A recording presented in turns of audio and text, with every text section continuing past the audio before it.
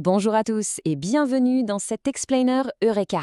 Aujourd'hui, on plonge ensemble dans la gestion des tags. Vous allez voir, c'est un outil ultra puissant pour transformer votre organisation. Prêt? Allez, on y va! On connaît tous ce moment, n'est-ce pas? Cette frustration de chercher un fichier super important qu'on sait être quelque part, mais où? Si ça vous parle, eh bien restez avec nous, parce que ce qui suit va littéralement changer votre façon de travailler. Allez, première étape, on déclare la guerre au chaos numérique. On va mettre un grand coup de balai dans le désordre et dire adieu une bonne fois pour toutes à ces recherches qui n'en finissent plus. Mais au fait, un tag, c'est quoi exactement? Imaginez un simple post-it mais en version 2.0, une version super intelligente. C'est une petite étiquette numérique que vous collez à vos fichiers pour les classer et surtout pour les retrouver en un claquement de doigts. Fini de se demander où est-ce que j'ai bien pu ranger ce fichu contrat. Bon, où est-ce qu'on trouve cet outil magique? Vous allez voir, c'est hyper simple. Dans le menu principal, vous cliquez sur Configuration, juste là. Puis, vous choisissez Gestion des tags. Et voilà, en 3 petits clics, vous y êtes. On peut difficilement faire plus direct. Juste une petite précision qui a son importance. Pour accéder à cette page, il faut avoir des droits d'administrateur, donc soit super admin, soit admin. Si vous ne voyez pas l'option dans votre menu, pas de panique, c'est sûrement juste pour ça. Ok, maintenant qu'on sait ce que c'est et où ça se trouve, on passe à l'action. Accrochez-vous, parce que c'est là que vous allez découvrir votre nouveau super pouvoir pour l'organisation. Pour créer un tag, c'est facile. Il y a juste 2 choses qui sont vraiment obligatoires. Un nom, qui doit être unique, et une couleur. Tout le reste, c'est du bonus. Mais un bonus super utile, croyez-moi. Surtout la description. Si vous travaillez en équipe, c'est un vrai game changer. Et là, il y a une fonctionnalité que je trouve vraiment géniale, c'est l'aperçu en direct. Pendant que vous tapez le nom et que vous choisissez votre couleur, vous voyez votre tag prendre forme juste sous vos yeux. Comme ça, pas de mauvaise surprise. Le résultat est exactement celui que vous vouliez. Allez, on récapitule. Vous entrez un nom, vous choisissez une couleur qui a du sens pour vous, vous ajoutez une petite description pour le contexte, vous vérifiez bien que la case actif est cochée, et hop, un dernier clic sur Créer le tag. Et voilà, votre premier tag est né. Une fois que vos tags sont créés, les gérer, c'est un jeu d'enfant.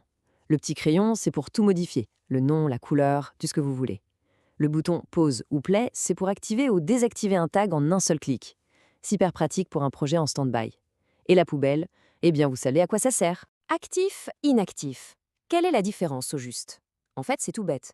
Un tag actif, il est visible et vous pouvez l'utiliser. Un tag inactif, il est simplement masqué, mis de côté. Il n'est pas supprimé, hein. C'est la solution parfaite pour nettoyer votre liste sans perdre l'historique d'un vieux projet, par exemple. Ok, créer des tags, c'est bien beau. Mais la vraie question, c'est à quoi ça sert concrètement?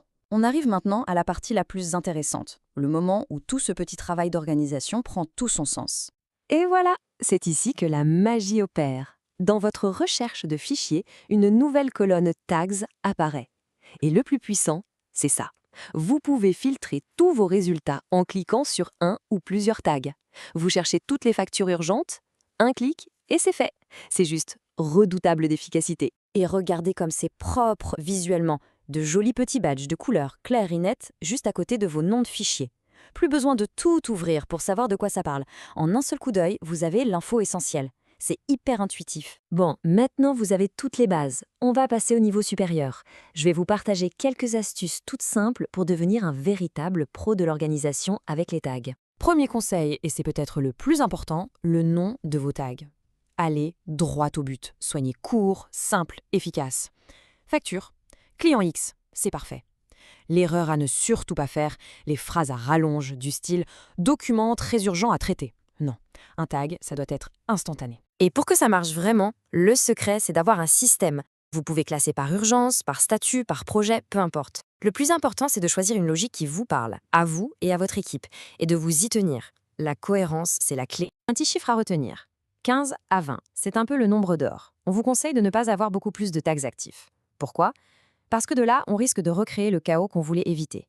Rappelez-vous, on cherche la clarté, pas la quantité. Allez, quelques derniers conseils en vrac. 1. Faites parler vos couleurs. Le rouge pour l'urgent, le vert pour ce qui est validé, c'est classique mais ça marche toujours. 2. Pensez à vos collègues, mettez les descriptions utiles. Et 3. Le conseil d'or, ne supprimez un tag que si c'est vraiment nécessaire. Le désactiver, c'est plus sûr et ça préserve l'historique. Au final, voilà la promesse. C'est le passage du chaos au contrôle total.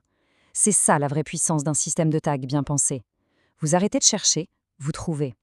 Instantanément. Alors maintenant, la question est pour vous. Par quoi allez-vous commencer? Quel sera votre tout premier tag? Urgent? À valider? Le nom de votre plus gros projet?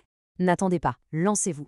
Vous allez voir à quel point ça va vous simplifier la vie. Merci de nous avoir suivis et à très bientôt pour un nouvel explainer.